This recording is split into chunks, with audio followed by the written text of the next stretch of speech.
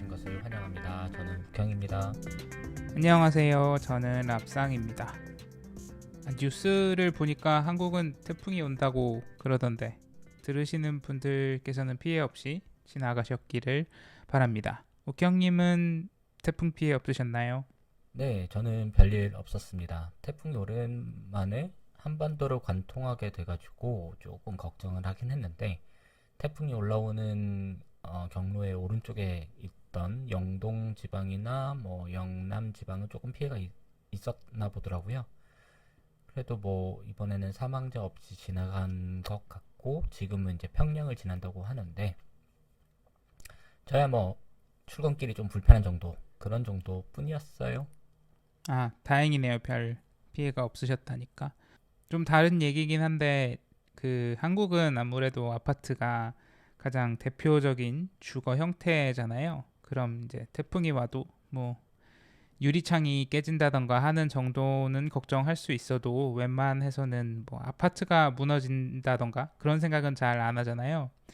근데 영국에 살다 보니까 영국은 아무래도 단독주택이 대표적인 주거 형태인데 여기는 뭐 유리창은 당연히 걱정이 되고 그에 더불어서 지붕도 날아갈까 좀 고민이고 나무가 쓰러져서 집을 부수지 않을까 아니면 진짜로 그냥 집이 통째로 날아가지 않을까 하는 걱정을 진심으로 하게 만들더라고요. 음, 하긴 이렇게 뉴스 같은 거 보면 미국에서 토네이도 오고 하면 집도 날아가긴 하던데 실제로 그런 걱정들이 있을 수 있겠네요. 근데 단독주택이 위험할 정도면 아파트도 위험한 거 아닌가? 거긴 또 아파트들도 되게 오래된 것들도 많던데. 그렇긴 하죠. 그래도 한국 아파트들은 훨씬 크고 또 안에 많은 사람들이 사니까 더 무거울 거고 하니까 좀 덜 걱정이 되지 않을까 하는 생각이 있었습니다. 하여간 오늘도 근황이랑 뉴스부터 좀 시작을 해볼까요? 한국의 우울한 뉴스는 8월 1일부터 12일까지 진행되는 제25차 세계 스카우트 잼버리 소식입니다. 랍상님은 이런 스카우트나 활동을 해보셨나요? 저는 우주소년단이었습니다. 우주소년단 이런 걸로 야영도 하셨어요? 한 번인가 했던 것 같습니다. 우주소년단 다 같이 가서. 저는 스카우트 하면서 이렇게 1년에 한 번은 초등학교 운동장에서 야영을 했던 기억은 있는데 이게 제 초등학교 때 세계 잼버리를 한국에서 한 번 했었거든요. 그때 정말 가고 싶었는데 그땐 제가 너무 어려서 안 됐고 그 이후엔 잊고 살다가 거의 30년 만에 한국에서 세계 스카우트를 다시 한 번 했더라고요. 하고 있더라고요. 근데 이 세계 스카우트 잼버리를 통해서 국가 망신을 사고 있다는 어이없는 소식입니다. 새만금 아시죠? 새만금. 네, 알죠. 네, 거기서 진행되고 있는데 일단 뭐가 문제냐? 먼저 행사 준비부터 얘기를 한번 해볼게요. 올 여름 비가 많이 왔어요. 새만금 지역에 배수가 잘 됐을 리가 없죠. 그러니 이제 막상 행사를 시작하려는데 텐트를 칠 자리에 물웅덩이가 생긴 거예요. 물 위에 텐트를 칠 수가 없으니까 플라스틱 팔레트, 그 지게차들이 맨 처음에 이렇게 밑에 꽂고 짐 올리거나 할 때 쓰는 그런 팔레트를 긴급 공수에다가 바닥에 깔고 물 위에 텐트를 치게끔 한 거예요.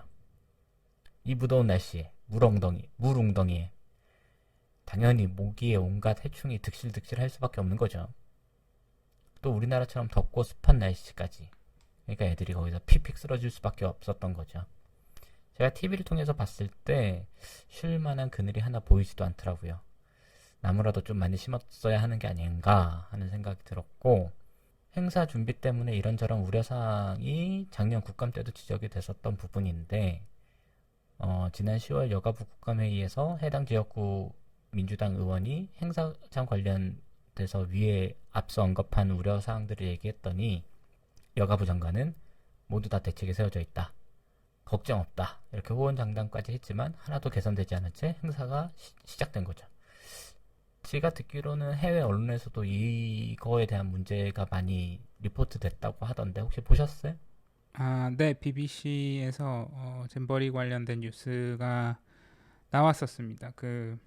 이제 영국이랑 미국이랑 철수를 먼저 했잖아요. 그러고 그렇죠. 나서 영국 스카우트를 총괄하는 단체 이제 거기서 대피하는 데 드는 비용 숙박이랑 뭐 이런 추가 비용이 1밀리언 파운드니까 100만 파운드인가요? 그 정도가 들고 그럼으로 인해서 자기네가 앞으로 3에서 5년 동안 계획해놨던 다른 행사들을 할 수 없게 됐다. 그런 얘기를 하는 거를 뉴스에서 들었습니다. 그런 비용들도 다 나중에 손해배상 청구를 해야 될 거라고 저는 생각하고, 어떻게 보면 영국에서 제일 많은 인원이 참석했다라고 하더라고요. 한 4,000명 가까이 되는 인원들이, 청소년들이 참석했다고 하던데, 고생 엄청 한 것 같아요. 다 좋은 기억으로 들어왔을 텐데 고생만 진땅 하게 됐네요. TV 보니까 이렇게 애들 막 다리에 막 모기 물리고 뜯기고 이래가지고 다 말도 아니더라고요. 그게요.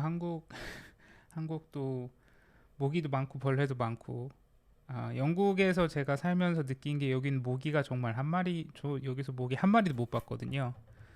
그런데 살던 애들이 이제 가서 고생을 했을 거라고 생각이 됩니다. 그러니까 그렇게 버틴 것도 대단한 거죠. 아무튼 정부에서는 행사 초기에 정권의 치적으로 삼으려 했던 것 같아요. 그러니까 행사 초반에 KBS 등의 보도 같은 걸 보면 뭐 행사로 인한 파급 효과가 얼마다 뭐 또 이런 식의 뭐 그리고 행사 준비가 완벽하다라는 자화자찬의 기사들이 나왔었거든요. 근데 막상 행사 준비 부족으로 인해 온열 질환을 앓거나 부상을 당하는 대원들이 늘어나고, 이로 인해 외신의 부정적인 보도가 증가하고 또 국내 역시 부정적인 여론이 나오니까 국힘에서는 정정부 탓으로 돌리고 있습니다. 참 전 정부 탓을 아무 때나 잘하는 것 같아요. 그렇죠. 그러니까 뭐 이제 전 정부 인사 중에 하나는 지금 문재인 정권 7년 차다 이렇게 비꼬는 사람도 있었고, 아무튼 국힘의 주장은 지난 문재인 정권에서 준비를 잘 못했기 때문이고 모든 행사는 정북도에서 주관하는 것이라는 건데, 그러니까 잘못했다는 거는 문제가 발생할 만한 그런 지역, 즉 새만금에다가 그런 행사를 유치했다라는 거죠. 그리고 그 시설에다가 기반 시설을 잘 준비하지 못했다라는 건데, 사실 새만금 같은 경우에는 박근혜 정부에서 추진했던 거고 문재인 정부에서는 그 지역으로 결정이 된 거죠.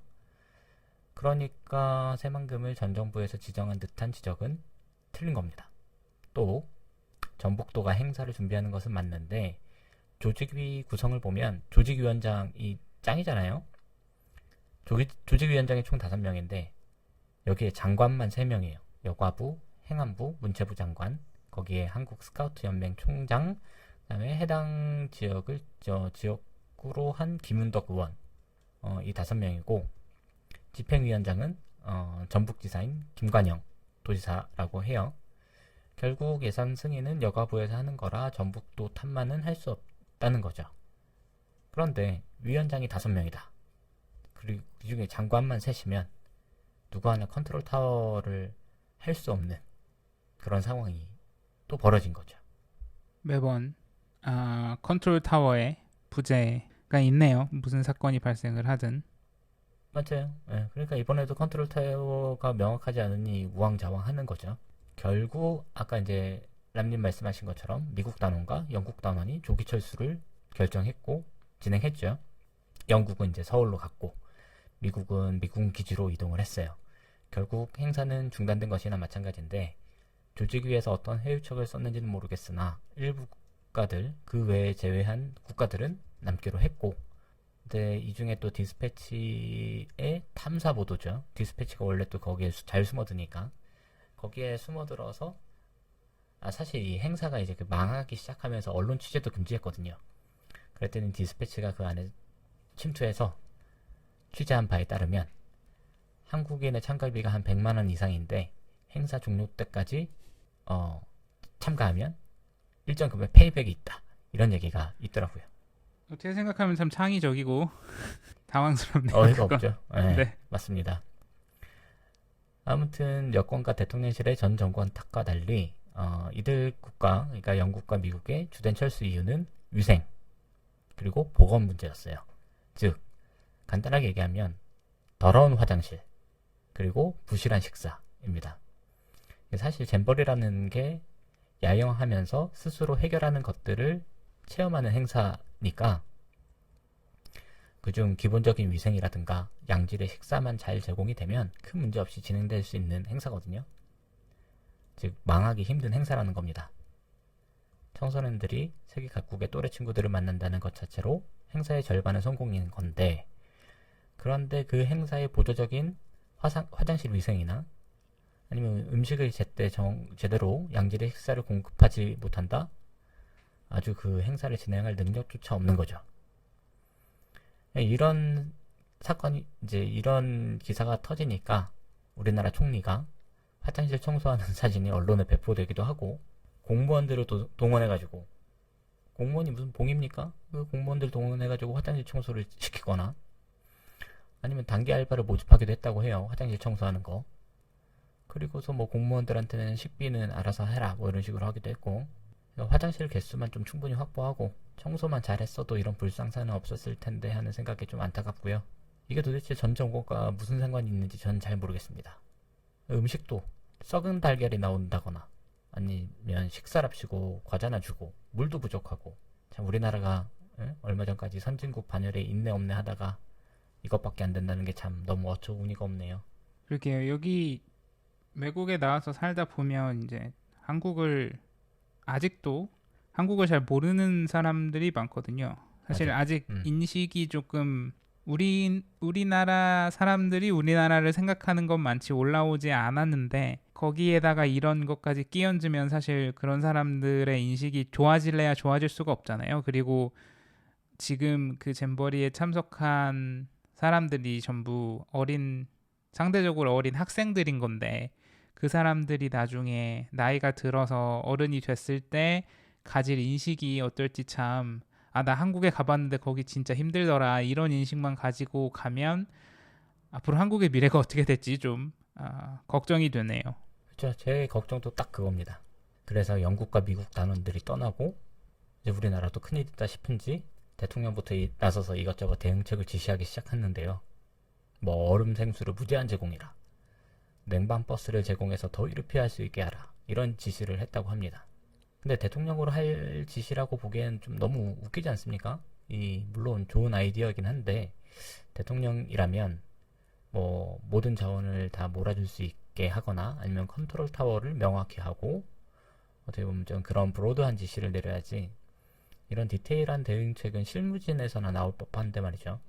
그러니까 온 나라가 이제 냉방 버스 대절과 얼음물 제공하는데 이제 그런 것만 몰두하게 되는 거죠. 근데 대통령 얘기를 나와서 그런데 안 하려고 했지만, 애초에 대통령실은 이 행사는 대통령실과 관계가 없다고 주장해왔거든요. 그런데 잼버리 개영식에 대통령 내외가 왔었단 말이죠. 와서 이제 축사도 하고 행사 참석에 사진까지 여러 장 찍고 갔거든요. 근데 대통령이 온다고 생각해보면, 우리도 이제 지나다 보면, 서울에서 학교 다닐 때 보면 대통령이 근처에 있으면 이제 전화도 안 통하고 안 터지고 이런 것들이 있는데, 보안을 신경 쓰느라고. 그러니 그 행사에 대통령이 온다고 하니까 애들을 땡볕에 몇 시간씩 세워두고 보안 검사도 하고, 그렇게 혹사를 시키니 거기서 이미 애들이 푹푹 쓰러지고 부모들은 이제 거기서 빡 돌기 시작한 거죠. 또 공연에 참가한 애들은 공연 종료 후에도 대통령이 떠날 때까지 현장에서 대기를 했다고 해요. 개영식 때 이미 많은 애들이 쓰러졌거든요. 그런데 이제 집행부에서는 애들이 공연을 보다가 그 분위기에 취해서 쓰러졌다는 정말 이제 말 같지도 않은 그런 어처구니 없는 설명을 하고, 또 당일에는 119에서 행사 자체를 이제 자제하거나 중단해야 된다라는 요청을 했다 하는데, 뭐 대통령이 오는 행사인데 그게 뭐 가능해야 하겠습니까? 그냥 쌩 까고 진행을 한 거죠. 이런 상황이에요. 네, 현 대통령 내면 불가능하죠. 무조건 해야죠.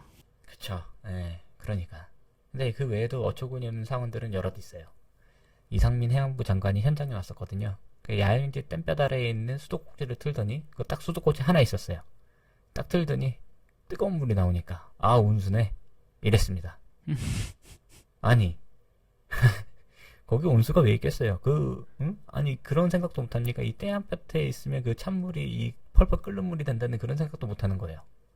온수가 있으면 냉수, 온수 이렇게 두 개 있었겠지. 그런 사람이 조직위원장입니다. 화장실도 시찰을 했는데 현장에 있던 집행부로 보이는 이는 화장실 에어컨이 너무 시원해서 애들이 안 나간다고 하진 않나. 근데 화장실 대부분은 막혀 있었거든요. 그때야 이제 청소를 해놨겠지, 깨끗하게. 여가부 장관의 현장 집무실은 에어컨이 나오고 있고, 또 운영위는 근처 펜션에서 기거를 했고, 또 전북의회 의원은 의원인지 의장인지 정확하지 않은데 요새 애들이 너무 약해서 그렇다. 잼보리는 원래 고생하러 가는 거다. 애들이 너무 투정이 심하다. 이런 식으로 말을 한 거고. 정말 욕할 것 투성입니다. 그게요. 위에 있는 분들께서 너무 인식이 좀 바뀌어야 될 것 같아요. 그게 먼저인 것 같고, 아니 미래 사람들한테 네, 그렇게 얘기하면 안 되죠. 참. 나라에 똥칠을 한 거죠. 그러니까 이런 운영할 능력 자질이 없는 사람들이 그 자리에 있는 거라고 저는 생각하고, 또 전북대원들 같은 경우에는 야영지 내에 성범죄가 발생해서 조기 퇴소를 했는데, 이제 한국대원이 사용하는 여자 샤워실에서 이제 멀리 떨어진 걸어서 한 20분, 25분 걸린다고 해요. 거기 정도 떨어진 야영지의 지도자가 여자 샤워실에 침입한 거죠. 그래서 한국 대원들은 이에 대한 이제 피해자와 피의자, 용의자와 피해자가 범인과 피해자가 정확하게 분리되지 않았다라고 항의를 했고, 또 운영위에서 이에 대한 명확한 대처를 하지 않았다라는 것에 대해 그런 이유로 퇴소를 진행했어요. 이를 두고 이제 국힘 의원은 아니 이 국가적인 행사에 그렇게 퇴소를 한다고 하는 식으로 반국가적 행태라고 비판까지 했거든요. 영국, 미국 퇴소할 때는 미안하다 조아리더니 전북대원 지역색을 드러내면서 이제 거기엔 색깔론까지 붙여서 반국가적 일이다 이렇게까지 정의를 내린 거죠. 또 이 성범죄 관련해서 여가부 장관은 사안이 경미하다고 보고를 받아서 아무 조치를 취하지 않았다고 하는데, 여가부잖아요. 여가부가 성범죄에 대해서 사안이 경미하고 사안이 크고 이거를 구분한다는 자체가 저는 말이 안 된다고 생각하거든요. 그러게요. 인식도 문제인데 대응도 문제네요. 그쵸. 참 다행인지 불행인지 이번에 이제 태풍 카눈이 한반도로 관통함에 따라서 전체 대원들은 세계 잼보리 연맹의 요청인지 아니면 우리 자국에서 희망한 건지 모르겠으나 전체 대원이 야영지에서 그렇게 철수를 하게 됐어요. 그렇게 해서 이제 부랴부랴 각 시도 지역으로 흩어지게 되었고, 그 이후에는 문화체험으로 행사가 대체되고 있습니다. 근데 생각해보세요. 이 4만 명에 이르는 인원이 다 어디로 갈까요? 누가 수용을 할까요? 그래서 또 이제 아마추어적인 접근인데, 서울시 모 지역에서는 동사무소에서 홈스테이를 구한다는 문자를 발송을 했습니다. 1박에 얼마, 식대는 얼마로 쳐준다. 희망하는 사람은 해신해라 이런 식으로. 근데 왜 동사무소에서 그게 결정이 가능할까요? 제가 볼 때는 시 차원에서 뭔가 있었지 않았을까 싶고, 또 그렇게 홈스테이를 했을 때 사고라도 나면 누가 책임지려는 걸까요? 요새 이제 세상도 흉흉한데 안 그렇습니까? 너무 웃기지 않습니까? 그러게요. 진짜 정말로 아마추어적이네요. 이걸 그런 식으로 해결할 게 아니라 좀 큰 그림을 보고 크게 움직여야 할 텐데 참 네. 근데 매뉴얼이 없었냐? 매뉴얼은 있었다고 하더라고요. 근데 그 매뉴얼이 태풍이 오면 잼보리 지역의 근처에 있는 지역들로 이렇게 분산시키는 매뉴얼들이 다 있었는데, 제가 볼 때는 그 매뉴얼은 애초에 이제 대통령실에서 디테일한 지시가 내려오면서 다 싸그리 뭉개진 것 같고, 대통령실에서 이제 지시사항 중에 하나는 한국 문화를 체험하게끔 해라, 이런 행사들을 기획해라 이거였거든요. 그러면서 이제 다 흩어지고 거기에서 다른 행사들로 대체가 된 건데, 아무튼 그러면 그 많은 인원을 어디서 재울 거냐? 그래서 결국에 지역에 있는 대학들, 대학 기숙사, 회사 연수원, 공공기관 연수원, 기타 숙박업소 등에서 이제 그대로 떠하는 건데, 또 각 기업체는 체험 프로그램들을 만들어서 잼보리 대원들에게 제공하고 있고, 근데 나중에 이 비용들은 또 누가 어떻게 처리할 건지, 결국 또 우리 세금을 쓸 것 같은데, 결국 나라가 싼 똥을 국민들과 각 기업이 치우고 있는 거죠. 결국 이제 잼보리 화장실 청소도 제대로 못해서 온 국민이 나라가 싼 화장실 청소를 하고 있는 그런 건데, 또 이렇게 분배하는 가운데서도 어처구니 없는 일이 있어요. 한국 대원들 같은 경우에는 제대로 된 숙소를 배정받지 못하고 용인의 모 교회 강당에서 단체 숙식을 하고 화장실에서 호스를 끌어다가 샤워를 한다 그러고, 외국 친구들은 호텔이니 연수원이니 템플스테이니 이런 곳을 배정받고 한국 애들만 그냥 호구된 거죠. 그래서 화가 난 일부 애들은 그냥 집으로 돌아갔다고 하더라고요. 저 예, 그거 봤어요. 한국만 좀 막 강당 같은 데서 자서 부모들 인터뷰를 하는데 부모들이 이게 한국에서 손님을 대접하는 거니까 이해하는 점이 없지 않아 있어도 자기 자식들이 그렇게 자는 걸 보니까 말이 안 되는 것 같다. 그런 식으로 인터뷰도 하고 그랬는데 그럼 아까 그 페이백은 못 받는 거예요? 글쎄요, 그건 또 누군가 취재를 하겠죠. 네. 근데 아니 이 친구들이 걔네를 초대한 게 아니라 운영위에서 아니 나라에서 하는 행사인데 그 참가하는 학생들한테 공평하게 대해줘야지 한국 애들이라고 그런 데 재운다? 정말 말 같지도 않는 거죠. 좀 더 얘기를 해보겠습니다. 충북도 아시죠? 충북도, 충청북도 요새 아주 핫하죠. 폭우가 쏟아질 때는 서울에서 도지사께서 만찬을 하고 계시고 지하차도 사망자의 장례식장에서는 자기가 현장에 미리 간다 해봤자 아무것도 달라질 건 없다 라고 했던 그 도지사를 둔 충북도, 그 충북도에 속한 구인사에 머물고 있는 일본 대원들한테 그 도지사께서 찾아갔다고 하네요. 뭐 귀한 손님들한테 인사하러 왔다고. 근데 외국 대원들한테 충북도에서 식대로 3만 원을 제공한답니다. 한 끼에. 그런데 수해 이재민들한테는 고작 8천 원이래요. 한 끼에. 외국인은 3만 원, 한국인은 8천 원. 이게 지금 현 정부 집권당의 행태인 거죠. 그냥 사대주의라는 걸로밖에 저는 이해가 안 됩니다. 표를 누구한테 받는지 잘 모르는 것 같아요. 해서 아무튼 지금 뭐 그 이후로 흩어져서 뭐 잼볼이 정신하고 상관없는 그냥 문화 체험이라든가 즐길거리들을 다 뭐 하고 있는 것 같은데, 아무튼 이제 우리가 2030년 부산 엑스포를 유치하려고 지금 애를 쓰고 있잖아요. 근데 이제 많은 외신과 국내 기자들이 이번 큰 세계적인 행사를 망침에 따라서 이 부산 엑스포를 유치하는 것도 먹구름이 끼지 않겠느냐 이런 우려를 했는데, 여가부 장관이 더 어이없는 소리를 했습니다. 우리가 이런 위기 상황을 잘 극복할 수 있는 저력을 보여줬다. 그래서 엑스포를 유치하는데 뭐 장애가 되진 않을 것이다. 이런 식으로. 아직 극복을 못한 거 아닌가요? 아직 극복을 못했죠. 큰일입니다. 아무튼 오늘 녹음을 하는 11일, 지금 8월 11일인데 오늘은 이제 마지막 K-팝 콘서트를 상암에서 지금 이제 진행을 하겠네요. 원래는 이제 6일로 예정된 콘서트였는데, 잼보리 콘서트였는데, 이게 이제 행사장이 조기 폐영되면서 그리고 또 태풍도 올라온다고 하니까 날짜를 바꾼 거고, 내일이 마감이니까 오늘 밤 전야제로 오늘 밤으로 이렇게 K-팝 콘서트를 하는 거죠. 그러니까 해외에서 온 애들 K-팝 콘서트 하나 보여주고 잘 때우자는 식인 것 같은데, 물론 뭐 행사가 잘 마무리되길 바랍니다만은 이게 너무 또 아마추어 같습니다. 행사장 성정을 두고도 맨 처음에 전주 월드컵이라고 했다가 고척 동구장이라고 했다가 상암이라 했다가 또 출연진을 놓고서는 BTS를 불러서 해야 된다라는 국힘의원이 있는가 하면 뭐 출연진들이 갑작스럽게 구해지지가 않으니까 그랬는지 모르겠지만 공교롭게도 오늘 이제 KBS 뮤직뱅크는 결방입니다. 왜일까요? 자발적인 결방일까요? 그리고 아이브라는 이제 요새 제일 핫한 걸그룹 중에 하나인데, 아이브도 자발적으로 참여를 했다라는 기사가 이제 나오던데 어제. 그런데 공교롭게도 어제 이제 아이브가 소속된 소속사의 최대 주주인 카카오의 김범수 이사의 사무실이 금융감독위원회로부터 압수수색을 당했습니다. 이 정부의 스타일이 이런가 봐요.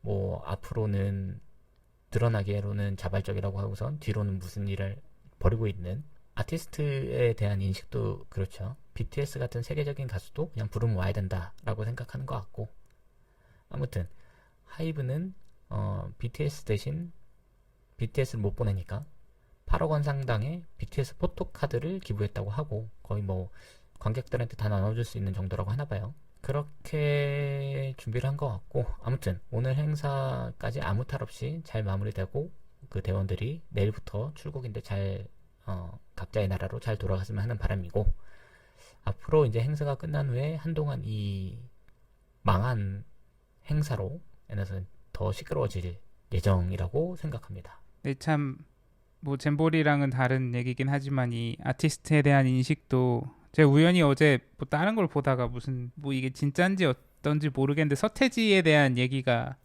있더라고요. 그 서태지 이전에는 가수들이 저작권도 없었고 노래를 팔아도 그 앨범 인세도 전혀 못 받았고 그랬는데 서태지가 등장한 이후로 그 모든 게 바뀌었다. 그래서 서태지는 그걸 이건 내가 만든 거고 내가 공연한 거고 내 노래니까 내가 돈을 다 받겠다라고 선언을 하고 실제로 다 그렇게 하니까 나라에서 기득권층이 서태지 죽이기에 나섰다.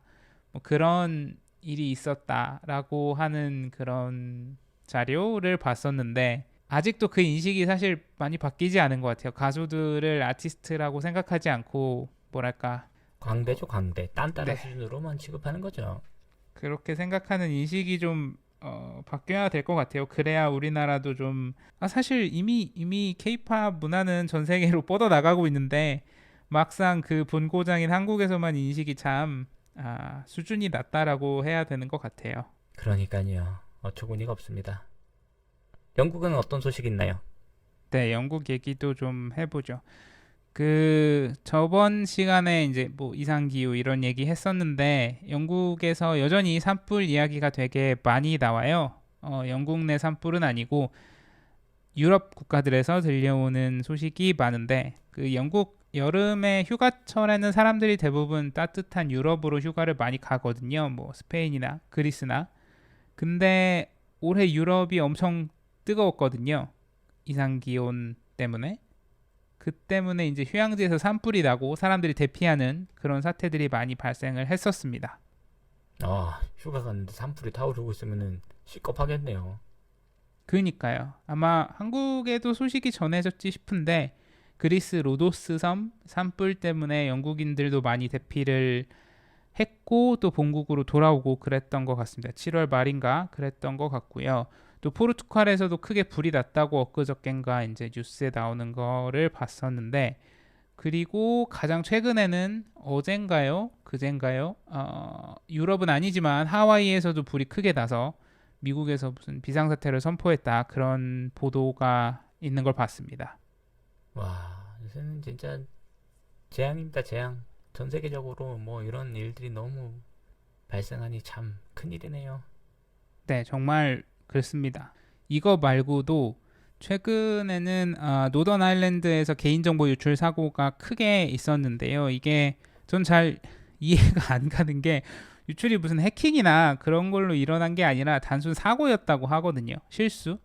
영국은 이제 잉글랜드 말고 유나이티드 킹덤에서는 일반인이 그러니까 대중이 프리덤 오브 인포메이션이라는 법에 근거해서 공공기관이 가지고 있는 정보를 요청할 수 있다고 해요. 그래서 각 정보의 뭐 중요도나 기관의 정책에 따라서 거부할 수 있는 권리도 있을 것 같은데 어쨌든 요청할 수 있는 권리가 있는 거죠.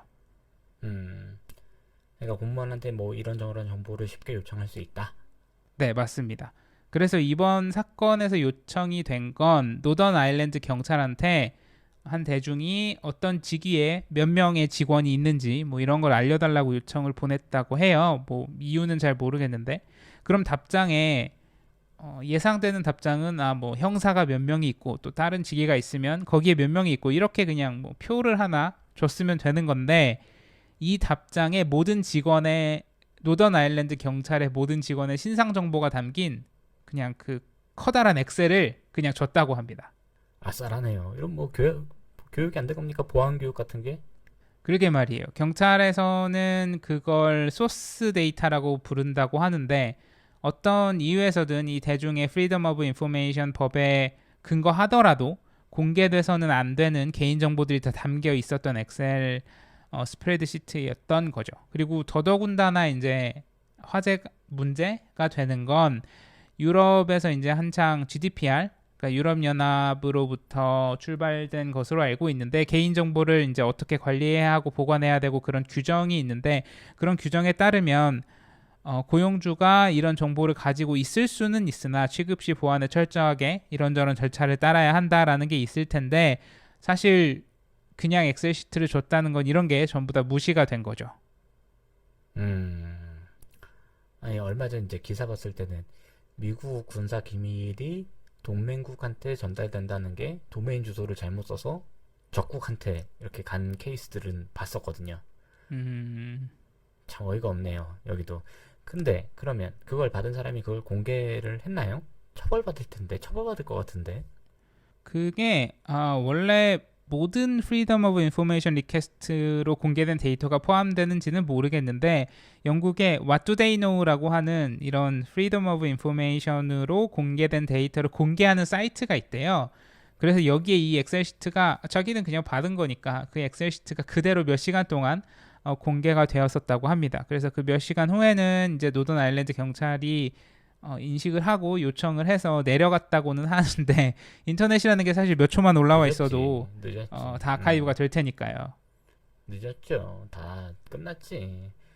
근데 아까 뭐 이런 민감한 정보들이 있었다고 했는데 어떤 정보들이 있었던 건가요? 예를 들면 여기는 이제 성을 잘 모르는 사람은 성을 이름처럼 사용을 하고 퍼스트 네임을 개인 정보로 취급하는 경우가 많은데 그런 퍼스트 네임 이니셜이랑 성이 다 포함이 되어 있었고 그것보다도 이제 경찰관들이니까 경찰관들이 어디를 담당하고 어디를 순찰하고 이런 지역에 관한 민감한 정보들까지 모두 담겨 있었다고 합니다. 이게 각 개인들 입장에서도 그렇지만 사실 경찰 입장에서는 진짜 민감한 정보들인 거죠. 음, 얼마 전에 이제 혼자 진행하실 때 양자 컴퓨터 얘기를 해주셨는데, 뭐 이렇게 깨끗하게, 응? 압축 하나 없이, 보안 하나 없이 공개되면 뭐 필요 없네, 양자 컴퓨터 같은 건. 그러니까요. 이거 스토어 나우 디크립트 레이터 하는 사람들보다 그냥 바로 영국에 요청을 하면 데이터를 암호화 없이 받을 수 있는 걸로. 그래서 이 사건 이후에 잘잘못을 가리고 그러고 있는 와중인 것 같아요. 그래서 사실 제일 불안한 건 일선에서 일하는 경찰분들이겠죠. 뭔가 다 알려진 느낌이고 무섭지. 자기가 어디서 그렇지. 근무하고 어떻게 음. 근무하고 노던 아일랜드니까 사실 저는 잉글랜드에 살고 있어서 멀기는 하거든요. 아직 사실 가본 적도 없고 그래도 이제 같은 유나이티드 킹덤 안에 있으니까 잘 해결되기를 바라는 마음입니다. 저 그 북쪽에 있는 건가요? 그쵸. 노던 아일랜드니까 일단 바다를 한번 건너서 아일랜드로 간 다음에 네, 아일랜드에서 또 북쪽으로 가야죠. 스코틀랜드가 더 위에, 더 위인가요? 스코틀랜드보다 더 위에? 뭐 실제 미도 경도 상으로는 스코틀랜드가 더 위일 것 같은데 스코틀랜드, 웨일스, 잉글랜드는 이제 한 땅덩어리 안에 있는 거고 노던 아일랜드는 바다를 건너서 북쪽에 있는 거죠. 그렇군요.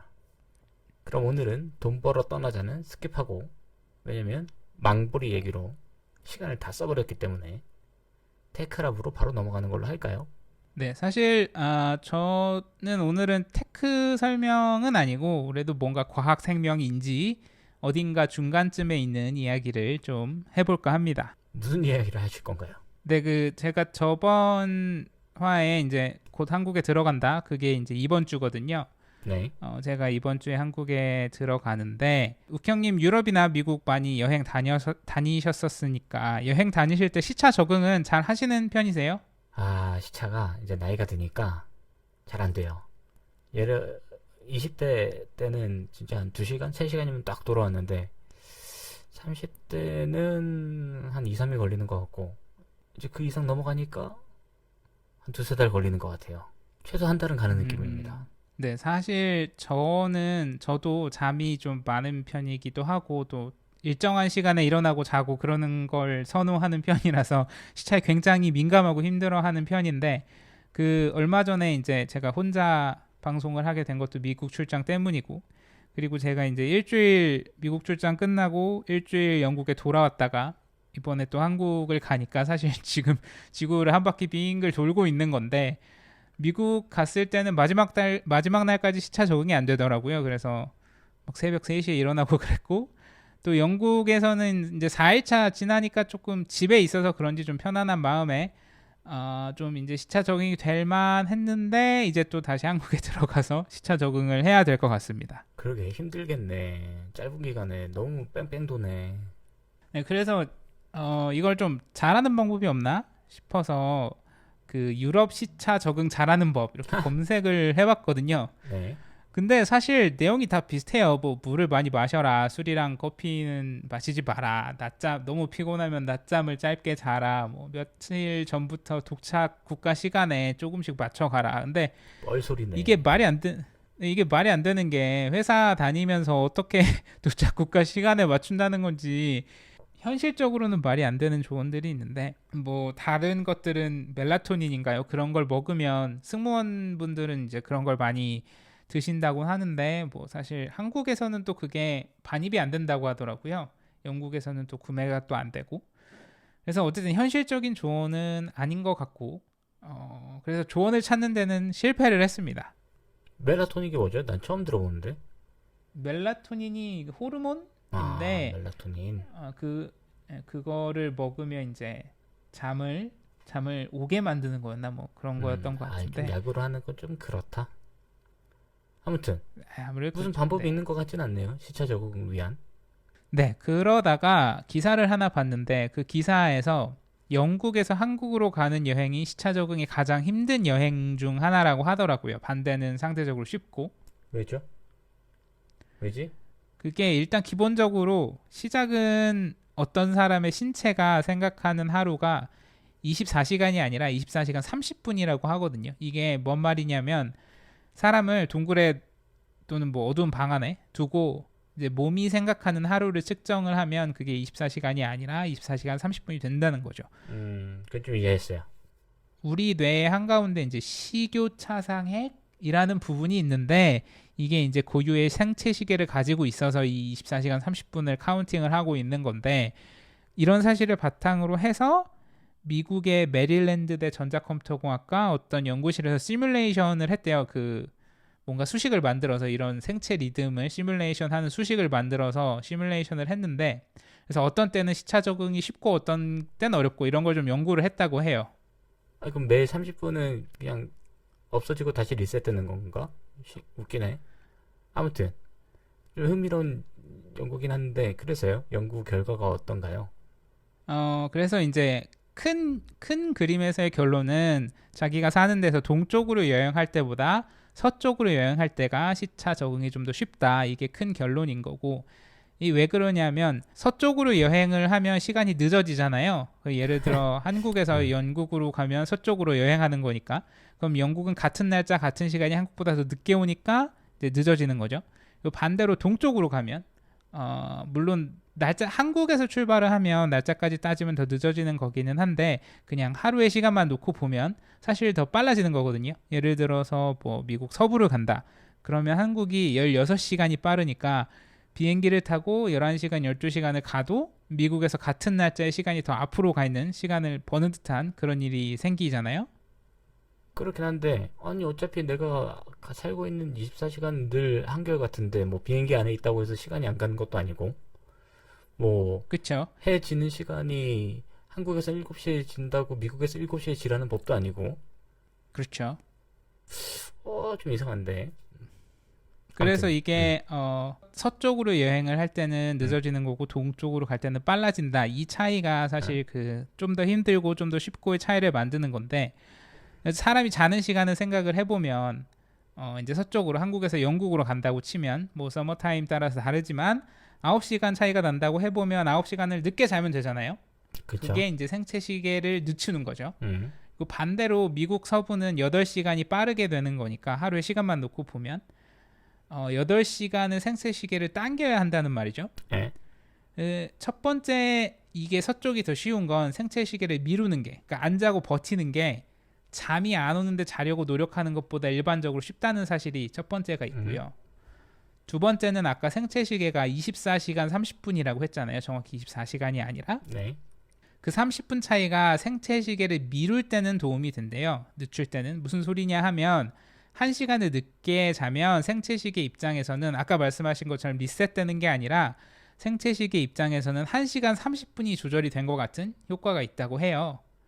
그리고 반대로 당길 때는 이제 1시간을 일찍 자도 내가 30분만 조절된 것 같이 그런 효과가 있는 거죠. 그러다 보니까 같은 시차를 적응하는데 더 오래 걸리게 되는 거죠. 뭔가 그럴듯하네요. 네, 그래서 저도 이게 논문이 있을 테니까 논문을 직접 읽어볼까 하다가 일단은 이제 여러 기사들을 보고 요약을 하는 거라서 사실 정확하지 않을 수 있다는 점 말씀을 드리고요. 또 하나 재밌었던 내용이 완전 지구 반대편 딱 12시간 차이가 나는 대로 여행을 하면 몸이 생체 시계를 당길지 늦출지 선택을 할 것 같잖아요. 그리고 그게 가장 힘든 시차 적응일 것 같고. 근데 그 선택이 사실은 동쪽으로 9시간 차이가 나는 곳에서 이루어진다고 하더라고요. 그게 시뮬레이션 결과라고 하더라고요. 그래서 이제 제가 아까 얘기한 영국에서 한국 여행이 가장 시차 적응이 힘들다고 했던 게 지금은 서머타임이라서 8시간 차이가 나긴 하는데 아닐 때는 이제 9시간 차이가 나거든요. 그래서 가장 힘든 시차 적응이라고 하더라고요. 뭐 왜냐하면 이제 거기서 늦출지 당길지 선택을 한다는 건 이제 그만큼 많이 미루거나 많이 땡겨야 한다는 거니까. 사실 기사들도 이제 여러 기사들을 제가 같은 연구를 대상으로 해서 여러 기사들이 있는데 이 기사들도 그 논문을 정확히 이해하고 쓴 것 같지는 않아요. 그래서 의견이 서로들 달라요. 그렇지만 나중에 논문을 한번 그래서 읽어볼까 생각을 하고 있습니다. 근데 아쉬운 점은 이걸 읽어도 전문가가 돼도 시차 적응에는 왕도가 없다. 나이가 들면 들수록 경님 말씀하신 것처럼 어려워진다. 라는 게 참 슬픈 사실입니다. 슬프죠. 나이 먹는 거를 시차 적응으로 느끼고 있습니다. 한 해 한 해 다녀오면 힘들더라고요. 근데 가서도 힘듭니다. 가서도 적응이 안 돼요. 그렇죠. 가서 하루 이틀은 또 헤매고 와서 이제 한두 달 헤매고 그런 거죠. 그래서 요새는 그냥 가면 렌트를 해서 조금이라도 덜 움직이고 좀 편하게 하려는 그런 여행을 하려고 합니다. 네. 아무튼 곧 비행기 타시는 걸로 알고 있는데 시차 적응 잘 하시길 바랍니다. 네, 감사합니다. 오랜만에 들어가는 한국이라서 기대가 됩니다. 한국에서 뵐 수 있었으면 좋겠습니다. 그러면 오늘도 슬슬 마무리를 해볼까요? 네, 다음에는 한국에서 같이 녹음하는 걸로 한번 해보시죠. 오늘도 재미있으셨기를 바라지만 망보리 때문에 좀 빡치는 분들도 있을 거라고 생각하고 그래도 시원하셨다면 구독과 좋아요, 댓글, 알림 설정까지 부탁드립니다. 네, 저희에게 큰 힘이 됩니다. 그럼 다음 주에 만나요. 안녕. 바이바이.